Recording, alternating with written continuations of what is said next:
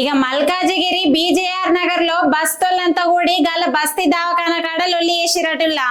ఇక అసలు ముచ్చట ఏందంటే గత 20 రోజులుగా బస్తీ దవాఖానలో పనిచేసే డాక్టర్లు సిబ్బంది రాకపోవడంతో దవాఖాన మూసిస్తున్నట్లు ముచ్చట్లు వినబడ్డాయట.